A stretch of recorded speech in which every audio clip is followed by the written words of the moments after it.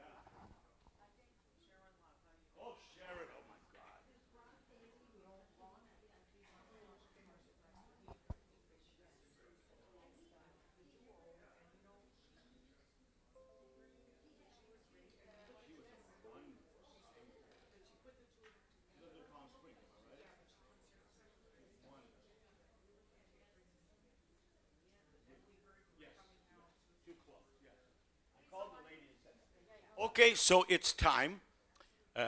5 minutes ago, 6 minutes ago, we said start in 5 minutes. So I'm right on time, 1 minute late. Not bad. So, ladies and gentlemen, I was 6 years old. I was sitting next to my father at the Ateres Yisrael Synagogue on Magnus and Powers. Chazan Brownstone had a fight with the shul. He wanted $500 raise, and they said gently and quietly, "Are you crazy? $500 raise?" And so in protest, he left, and he didn't daven that year at the Talmud Torah. The choir sided with him, and he went with the choir and davened that year at the Ateres Yisrael Shul. I was sitting with my father to his left, and I'm being honest with you, I have ADD. In those days, when I was 6 years old, they didn't call it ADD, they called it Nebach a wilde Chaye. He can't sit still. If I use any Yiddish, I'll translate it for the Yiddish impaired. Don't worry. And though I had trouble sitting in one spot, when Bronstein began, just before Musaf, to put back the Torah, I don't remember what he said exactly, but as soon as he began to daven, and you know there are several people in this room who heard him many times, the Ackerman brothers sang with him. Tzivi Rosenbaum, I'll talk about her in just a little while. And as soon as he began, whatever it was, let's say it was,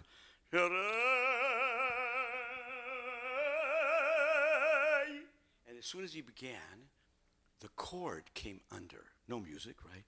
And when the humming began, your brother, it's Jacob and others, I was so captivated that the whole rest of the morning, while he davened Musaf, in that day, On that day, at that time, Musaf took about 3.5 hours, which you know, in an Orthodox shul with an old-style chazanic choir, and I couldn't move. After the davening, I went up to Brownstone with my father, and my father began to sing, talk to him. I was 6 years old, and he said, I'll translate the Yiddish, mein Sohn will davenen mit euch, will singen in Chor. He wants to sing in the choir. And I speak Yiddish, I spoke Yiddish, and he said to my father, ist zu jung, he's too young. Ich nehm Mishoirerim, I take singers, bloß von 8 Jahren und weiter, 8 years old and older. I began to cry.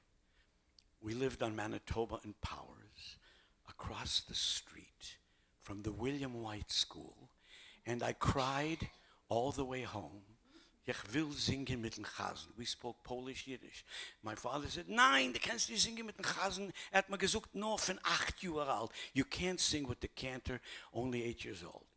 My luck, 1 year later, in the middle of grade 2, about November, December, I went to the parrot shul. Who was the Yiddish singing teacher? Cantor Brownstone, Chazen Braunstein. So I even remember the song we were singing in the parrot shul when I was in grade 2. We were singing, Eingeschlossen in der Reihen, voll mit Gläuben ist unser Weg. And as he came around, he was always listening to little boy singers because he always had to replace the sopranos and altos, the kids at the choir. And I sang loud. He said, Kima her, Yingele. Come here, little boy. I'm translating for you. No, does anybody not speak Yiddish? Okay, yeah, 8 or 10 people in Winnipeg. That when I ask now 2,000 people in Miami, anybody doesn't speak Yiddish. The whole. So I could not believe that he said to me, little boy, Yingele, I want you, ich will also singen in mein Chor, I want you to sing in my choir. Ran home, was to that point, I think the happiest day of my life. I was 7 years old, and what happened was, I now began that apprenticeship. Shh, some of you might remember the little boys that sang every Shabbos at the Talmud Torah on Matheson. It was already on Matheson. It had moved from Flora and Charles. And here's what I discovered. I discovered the Ashkenazi synagogue music had a series of musical motifs called Nusach. What does that mean? So the first Nusach, when the choir began, and the Chazan on Shabbos, you know, there was who we called the warm-up man, usually Mr. Shalkovsky or Shmerel Leb or somebody else, which was pages of Birchas HaShachar and Psukei de Zimra, which you narrowed down to 4 minutes, 2 songs today, but we did for 40 minutes. And I'll talk about that at the end of my speech because I have another hour and 45 minutes to go, so I have lots of time. So let's say when you started Shochen Ad Sing Marom Vekadosh. So that was the first Shabbos motif. But what happened? This is how he taught us. Now when he did it, did he sing? Sing with me. Shochen Ad Moroi. No, I'll improvise like he did. I don't remember it note for note. When he did it occasionally, he would go like this.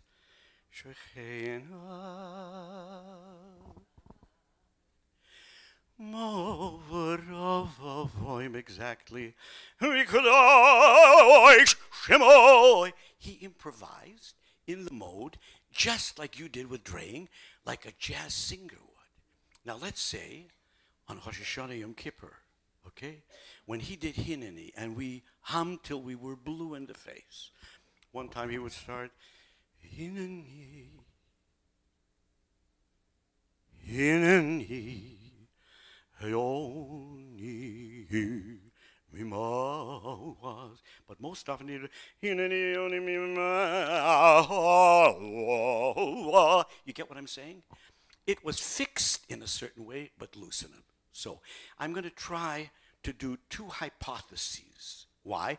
Because I want you to think I'm intelligent.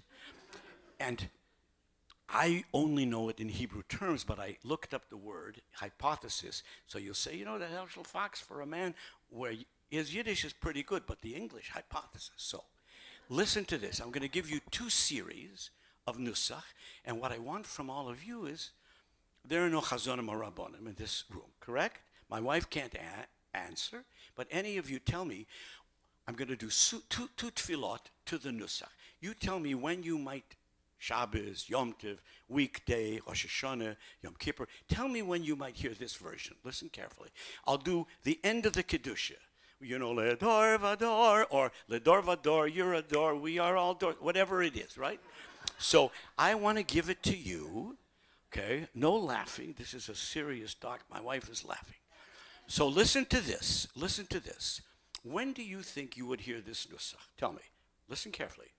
Ledor Vador nagi gedalech ol nezon dezachim kedushat chanayedish.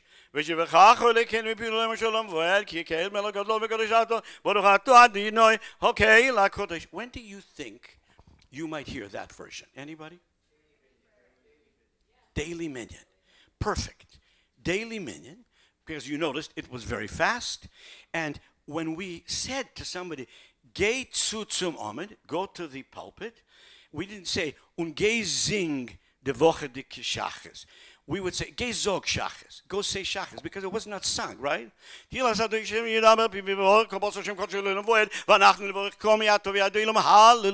You're coming from work or going to work, and there's pages to cover, dozens and dozens. So that was the Woche de Minyan, okay? Now, I'm going to give you the same thing, different time. Tell me, what day, what Shabbos, Chodesh, Yom Tov, you tell me. I haven't given it away yet. I'll do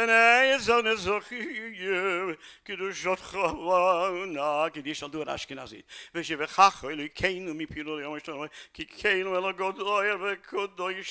I'm going to give the signature away. Okay. I'm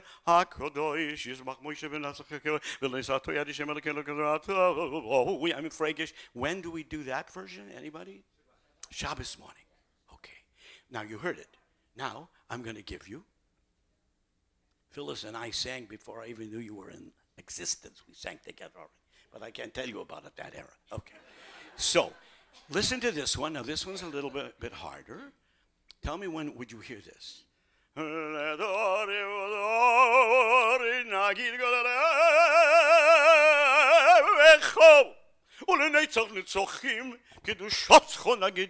Haven't given it away yet.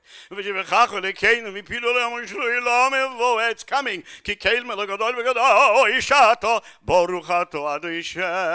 Okay, listen. And the answer is, oh. Very good guess. You're almost right. That also ends in a minor triad. But this one that I did is when? Anybody? When? Sholosh Regalim. Pesach Shavuos Sukkos. Now, it's interesting. It's in a minor key. Most nations and people and countries, if they sing happy things, they're in major. When they sing my sad things, they're in minor. Jews, almost every happy song is in minor. You sang it, yo simen toiv, or yo mazel toiv. It was all in minor. All the songs you sang in going around, and not because those two guys are sad guys, those two rabbis, you know, from the law firm of Mass, and I wanted to see if you're listening. Okay, so listen carefully, okay? Are you following me? So that was number 3, Sholosh Regalim. Now, you mistakenly said, but it's a good mistake, because if I was listening, I prepared this talk to some extent, because I wanted to sound intelligent. But now, listen, I'll do the same words for Rosh Hashanah. And you could guess, even if I didn't tell you the answer. Listen carefully. What do you notice? Slow. I'm not yelling. I'm pouring my heart out because of God. I want you to listen. It's Rosh Hashanah.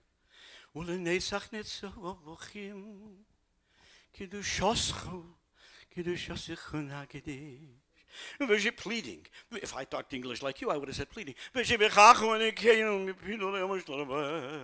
Baruch Ato Harishem. Everybody. And the answer is, see why? You made a good mistake. It's just one note difference, the middle note. Otherwise, same. So I learned there was a system of nusach. I'm going to give you one more hypothesis and tell you a couple of personal things. Then I want to ask your opinion about some things because we have an hour and 30 minutes left. Lots of time. Kaddish. Kaddish is usually the beginning of a section or the end of a section of the davening. We know it, of course, as the prayer when people have lost somebody in the sense of a memorial. But in the davening, you have it several times in every service with a slightly different melody. And now I'm going to make my hypothesis after the first example. Here's Kaddish, okay? You tell me when you might hear this version, okay? Now I'm going to be tricking you a little bit in the middle, okay? Here's the first example.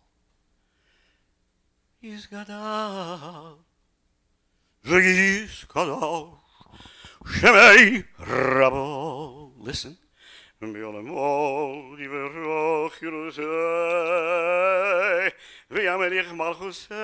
comes the congregational part. Go. Okay,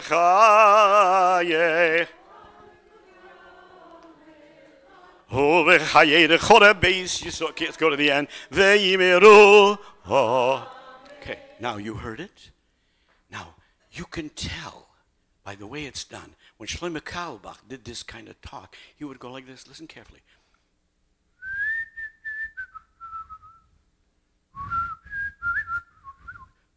The congregational part would be, and he would say it like this. Shabbos is coming.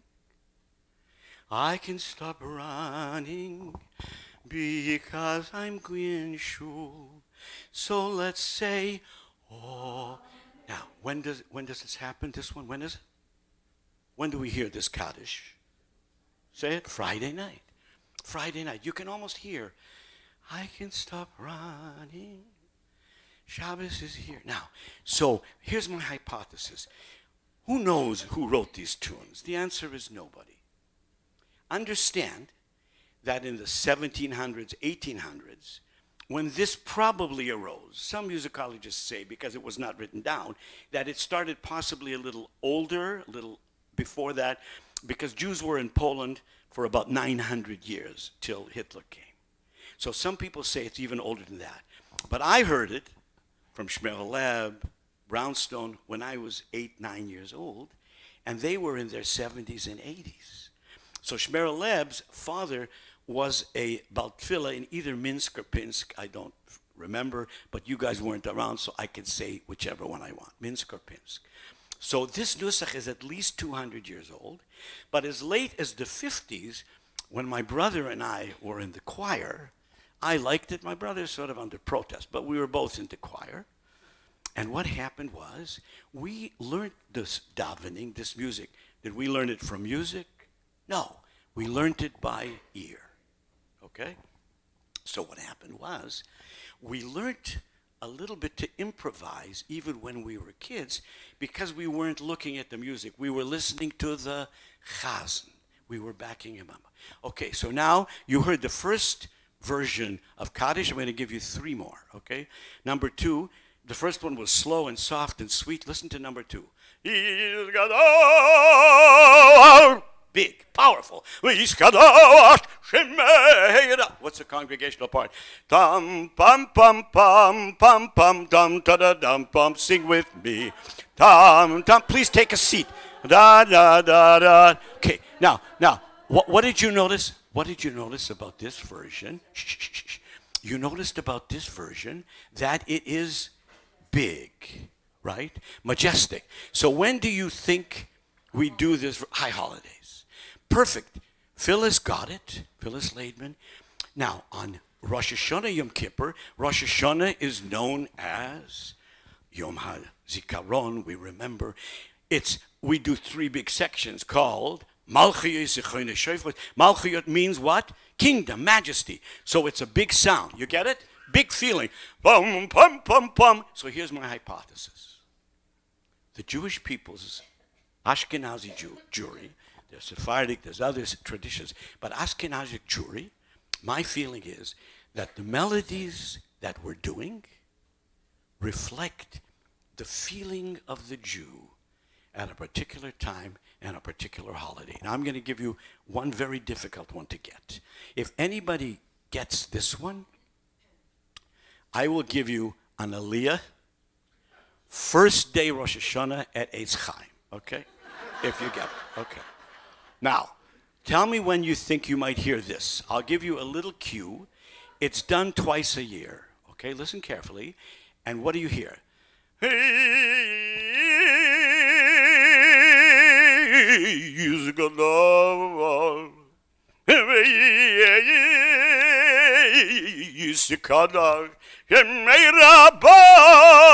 Congregation.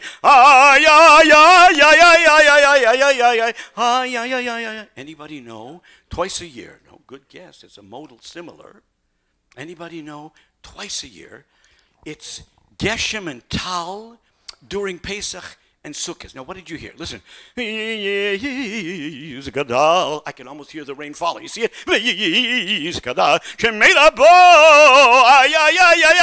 It's raining. It's pouring. Come in from the rain because you're going to get wet. Amen.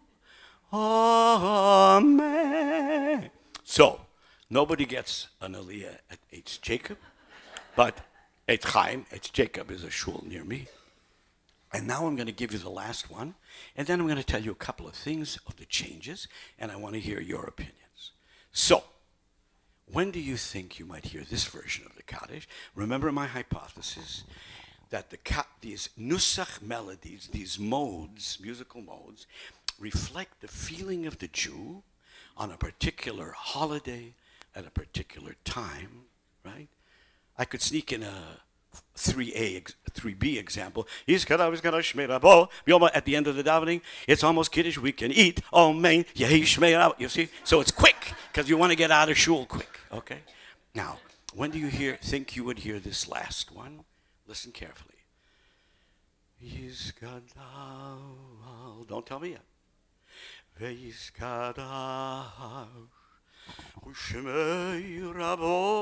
the answer is, now listen, figure two.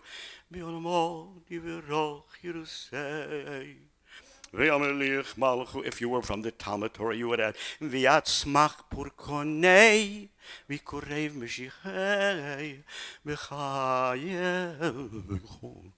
right?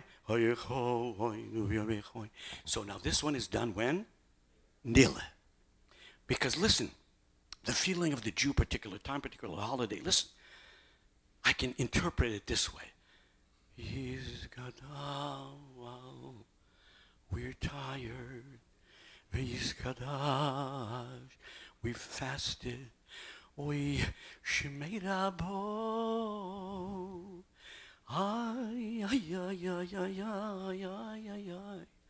And while I'm complaining to you, God, and I want to ask you to keep the gate open a little longer. I have 2 daughters who are in their 30s, and they don't want to get married. But you see my point.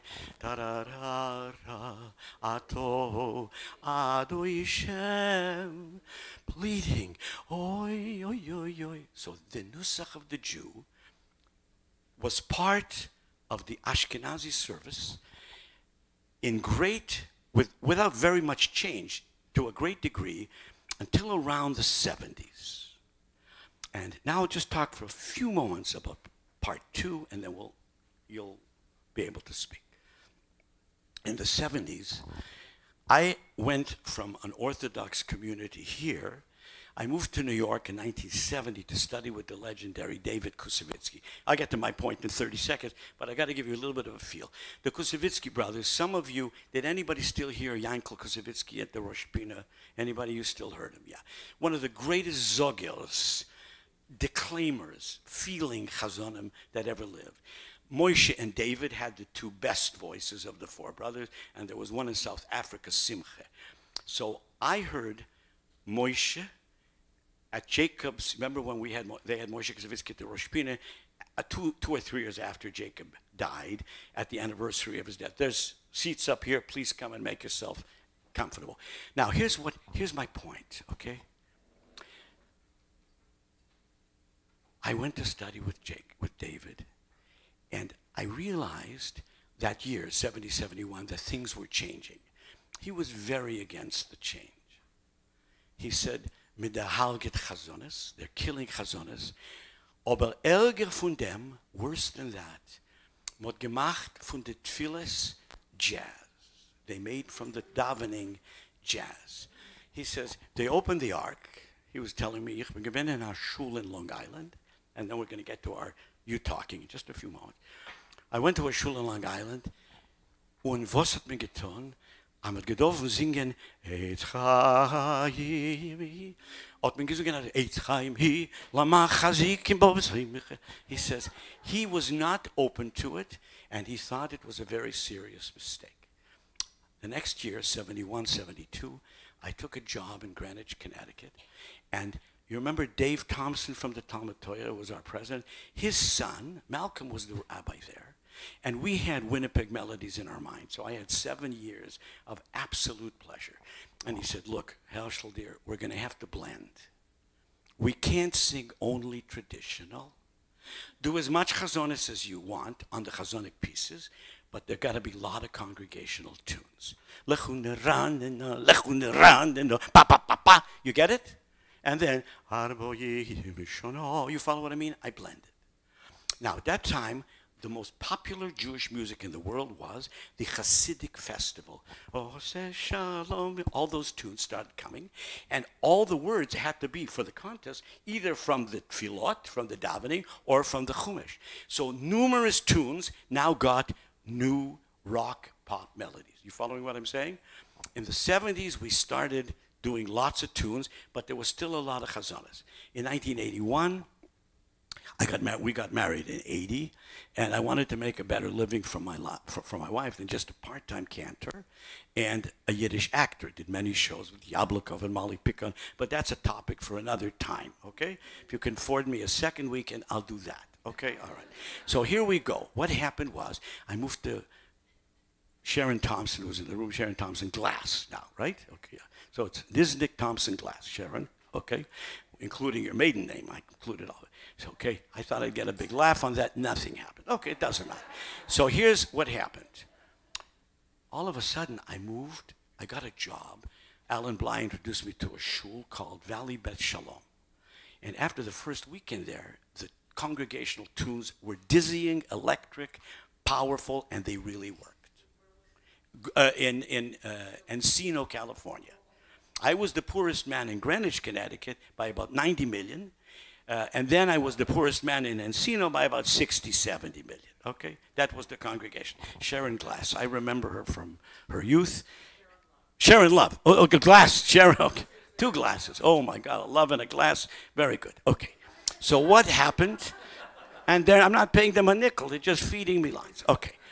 So what happened was Harold Schulweis, who was one of America's most dynamic rabbinic thinkers, he was very influenced by the guy who wrote Civilization, what was his name? Kaplan, Mordechai Kaplan, thank you. Mordechai Kaplan said, listen carefully what he said, many times, both in his book about Jewish civilization and in his speeches. Here's what's going to happen, ladies and gentlemen, in the future. Orthodoxy is going to become an insignificant part of American Judaism. People who live in nice areas and who wear nice clothes are not going to want to sit behind a mechitza, and orthodoxy is going to be an insignificant right. Reform is too, he didn't use the word non-Jewish, he used another word that's not nice, perhaps, and that's going to go down. Conservative and Reconstructionist is going up, and it's going to become the American form of the religion. He was wrong. Schulweis did believe at that time that it was right, and he made many changes in Encino. We cut down, we started doing Hoiche Kedushas instead of full davening. There was lots of rhythm, but the services were very long, and the older people, like Leibson and other families, it doesn't matter, were very much against streamlining it and making it too pop. I was, I think, the right person for that next era because I'm an entertainer and I'm an Orthodox chazan from my training and doing and studying with David Kozlowski and all the years with Brownstone. So we tried to blend, but here's what happened. Sharon, were you a member in the early 80s already at VBS? At that time on a Friday night, our average attendance, Rabbi, Cantor, and old-style choir with big numbers, real choir, we used to draw about 900 people every Friday. No exaggeration, okay? No exaggeration. Little by little, by the end of the 80s, we're down to about 400. And I'll never forget as long as I live, Schulweiss called me into his office. I want you to be truthful to me. He says, am I losing it? And I said, no. He said, why can I not draw the kind of audience? You misspell them. Jews, why don't they come anywhere Friday night? I said, because their life is changing. He said, that's not a good enough reason. Am I losing my touch? Am I failing in my drushes? No. He made drushes that were phenomenal. What happened was Jewish life started to change. And as it did, we were bringing in Israeli tunes.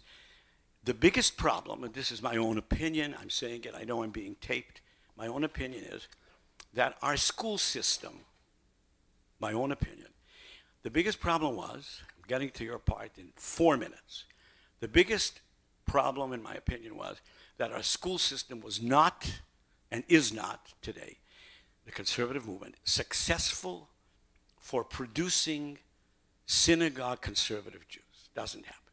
I will answer you, if you ask me, how many kids from the thousands of students who went to our schools, day school and Hebrew school, from the 50s till now, how many of them come to the main synagogue on Shabbos? The tragic answer is, out of those tens of, well, let's say 3,000, okay? Probably closer to 10, but let's say 3. Out of the 2,000 who live within the vicinity, I would say less than 10 people from our schools come to the main shul.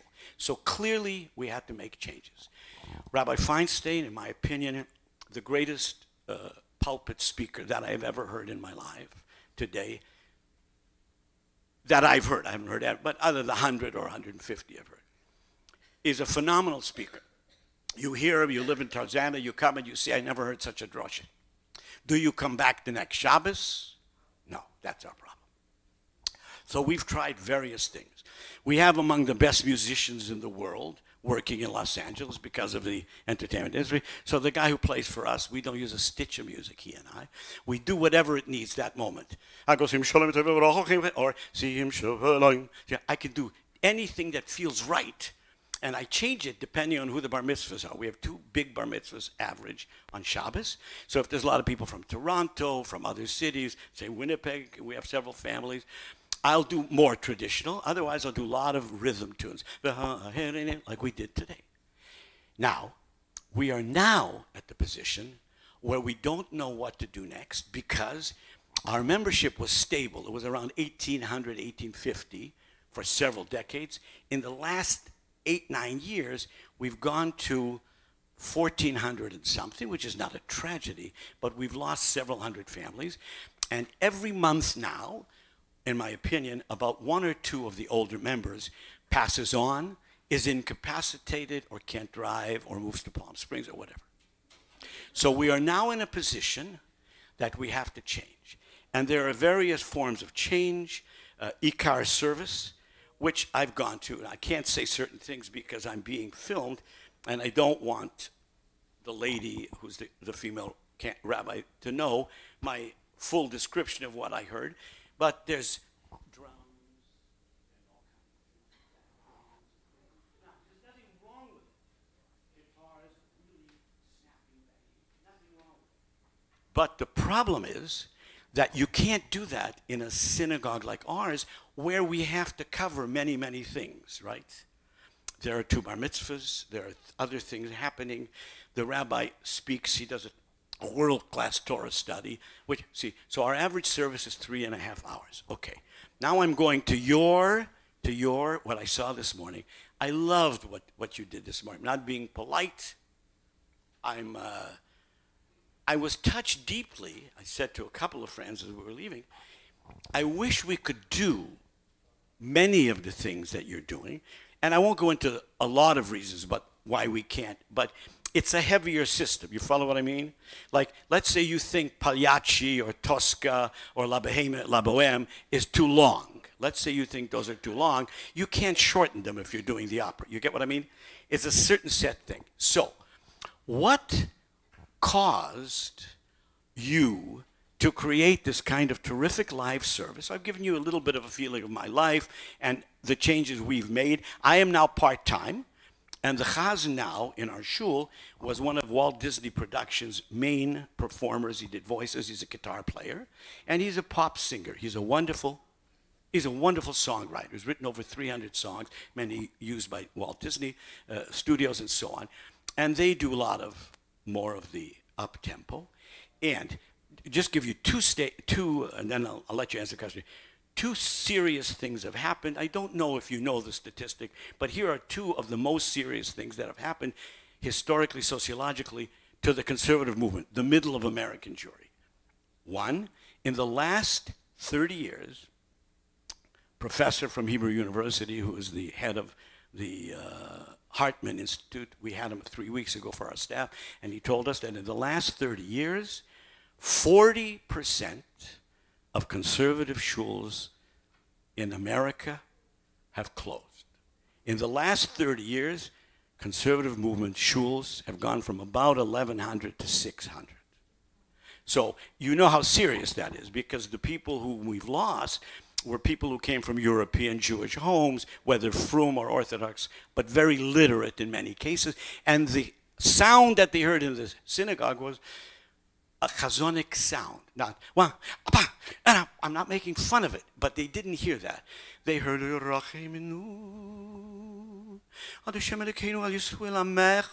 if they did not understand what the words meant, that was the sound. It is no longer the sound in most American synagogues. So, what are we going to do now? Second thing, I'm just feeling it so deeply and caringly that my train of thought. The other thing is that if you read the Pew Reports, it was disastrous for the conservative movement that less than only about 10% of the people are fluent in any sense, etc., etc., etc. Okay, I don't have to give you any more statistics. We know that it's a challenge now. What, in your opinion, is good or not good? What happened? Why did the service that I see today happen? Anybody? It's your turn. I'll just be the moderator now. Speak up. Okay, go ahead.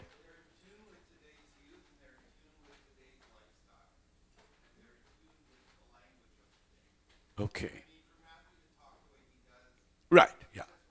Yeah, it's a tremendously effective. Most of the people in our shul, now, you know, I do comedy and I'm a pop, you know, like a Jewish singer, and I can make a little joke or that, but I could not do, and he does it very well, they would not be happy, in my opinion, if I did it I found it fantastic. Like to talk about Ervat avicha lo tegale, Ervat imecha lo tegale, you know, putting it in that context, openly speaking.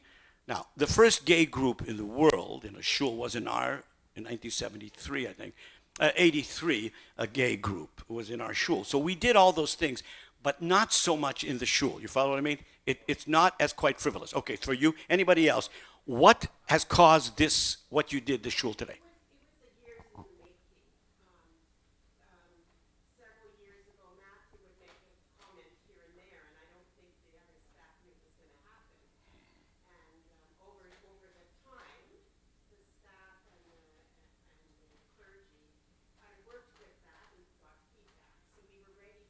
Right. So it didn't happen fast, in other words, yeah. So you were experimenting, and it evolved. Good way to put it. Anybody else? Your feelings about this type of modern service, please. Anybody. And whatever it is, you can be honest. You know.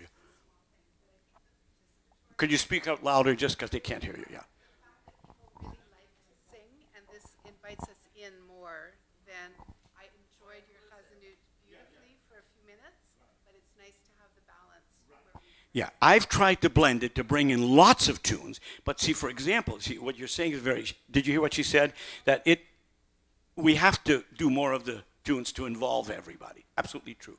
See, you don't do Musaf. Everybody knows that, right? You didn't do Musaf. See, we could not possibly do that because if we were to bring it up, it would be defeated by the majority of people over 50 years old. They would say, "Fine, do it. I'm not coming."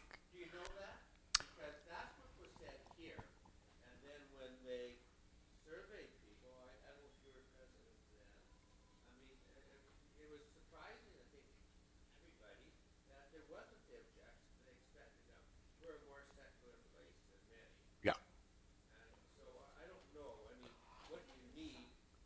Okay.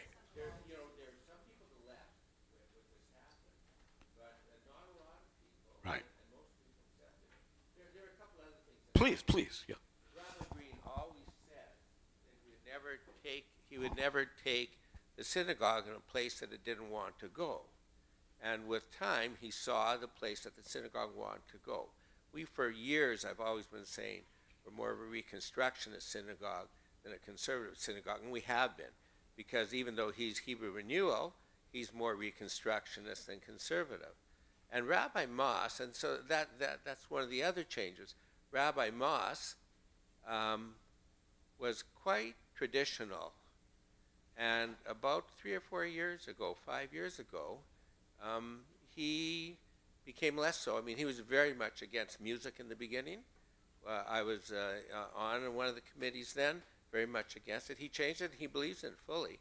And so, I think a bunch of things came together. Then Matthew came along, and the time was right. In addition, our service was used to have 130 people on Shabbat. By the way, if you have 1,800 families and you had 600 people on Friday night, that's a lot. We had, at the best, when we were doing well, 130 people. Well, it had been down on an average Shabbat to 70 people. So it was time that something had to happen. And I think there are people on the board that at that time were Shabbat people, synagogue people, not business people. And, there was a lot of times where we had mainly business people. So everything came together over a period of time. I understand exactly what you're saying. One statistic, 20 years ago in our shul on a February, if it was raining, it doesn't snow ever, but if it was raining and it was not a morning you wanted to get up and go to shul, we used to have, with no bar mitzvah, which was rare, 400 regulars of all ages. And I'm being open. Today, on a winter February, I did one, now once a month, I did one in February. It went from 400 in this last 7-8 years to about 80, 90 regulars, most of whom are over 80 years old. Sharon, in your opinion, you haven't been regular for a few years because you're living in Winnipeg. If we did more pop, more zippy tunes, take out Musaf and all that stuff, do you think that all of these young people who live in our area would come to shul on Shabbos, yes or no? No, absolutely correct. And now give me a reason.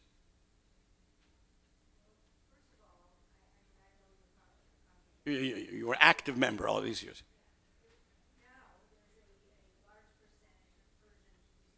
Correct, one factor. Entirely different problem, situation.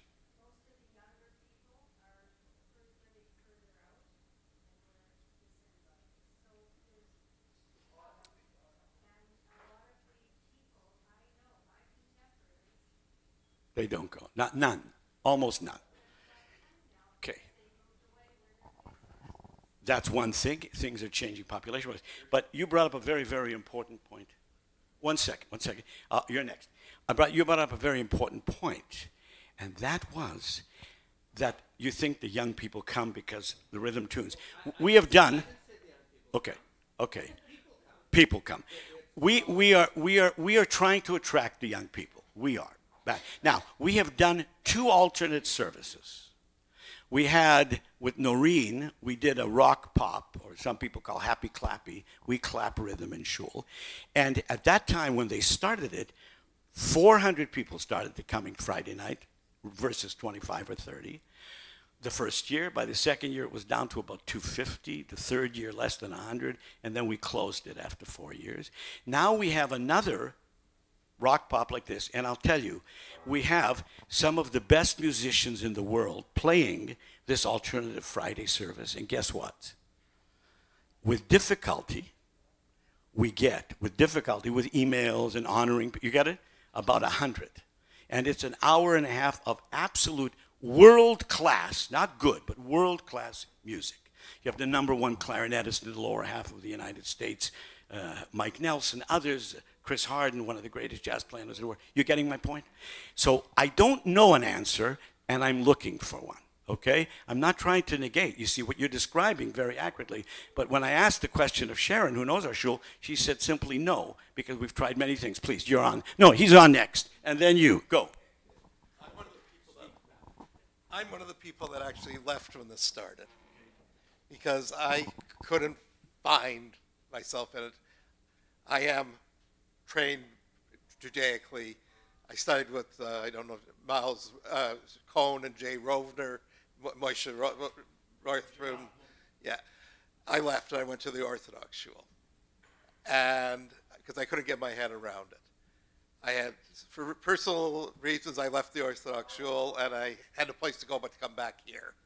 But Matthew Leibel took the time to come visit me in my office and explain to me why they were doing it and to get into it. And now I understand it. The other thing is when I left the shul, I was the youngest person in shul on Shabbos and I get a pension check. When I went to the Orthodox shul, I was one of the older people there. And I think that tells a lot too.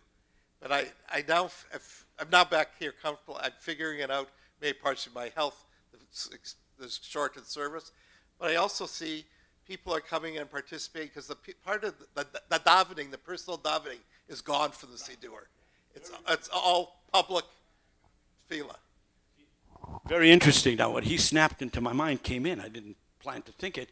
I would say, in all honesty, on a Shabbos with the 2 bar mitzvahs, when we have a full room, that used to be almost 1,000 people on Shabbos. Now it's about full room with 2 mitzvah families inviting, plus our people.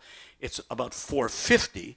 I would say, on the average, from looking, about 90%, in my opinion, cannot follow the Hebrew at which it takes place in a traditional shul. They can't see it at that read. Okay? Is interesting. I have 2 sons and a daughter. My daughter always kept on from the bar. My 2 sons, they couldn't sit in the service, even on Yom Tif, to listen to it. They were fidgeting. They don't even go. But what I noticed today was really nice. I've been enjoying the services here, and I haven't been going till the last year. I liked your touch of the old feeling when I was a child, where I heard your singing. It was beautiful. But, you know, we do have a lot of different songs. I go to New York, my daughter's synagogue on Long Island. They have the old songs from the Shaarey Zedek. I enjoy that. I love that mix of you and this service together. Thank you. I've tried to blend. We're coming to the end. We need to wrap up. So I will just tell you this. Oh, did I leave you out? Go ahead, Sharon. Go ahead. Okay. In observing both communities, okay? So what happened in LA, Herschel, was the huge expansion of Hebrew day schools. And so the tuition is extremely expensive. And so people, very many of them, can't afford the tuition and to belong to a synagogue. So many of the day schools have a little chapel, just like I guess Tom and Torah used to, and people are going there. Here, there is a day school, and there's no connection to the synagogue. And I know Rabbi Green has talked about this several times. The day school is at the community center. Those, as far as I know, the kids never come here. I never see them here. And this is a problem for the future. Right, but they don't come to the synagogues anymore. And that's what I see as the problem for synagogues. So, there is no simple answer. I've tried to give you some, oh, Civi, and then we'll close. What I haven't heard mention is that the big change here happened when there was no more choir up in the loft, when the choir came down for a while, and then things happened after that. But slowly but surely, the congregation started to sing. And to us who sang up there, it doesn't seem gradual. It seems like, boom, it happened. Right. But that in conjunction with Anibal and with Matthew getting together with Rabbi Green, there was some sort of magic. There was. The connection was there right away, and you have to have that. You can feel from the congregation if there is some sort of thing going on behind the scenes or whatever if they don't get along. And now with Rabbi Green leaving us, we have the magic of the two men there. Very different, complement each other beautifully, and are great friends. And we're hoping that this will continue. Up. Yes. Thank you. That was a wonderful conclusion. I want to thank you for... Go ahead. I think the real problem is with the parents. Our biggest regret was that we drove our children to synagogue on Saturday morning, but we didn't. We came back to the synagogue, and we're regulars. But I have to tell you that the most surprising thing one of our kids ever did, and I had to push him up on the bima for his bat mitzvah, he became a rabbi. And he is now the rabbi at Sholem Temple, Temple Beth Shalom in Long Beach. I don't know if California. I don't know if you've connected with him. Yeah, and so, but it's the parents. The kids go to school. They're right. There is no connection to the synagogue.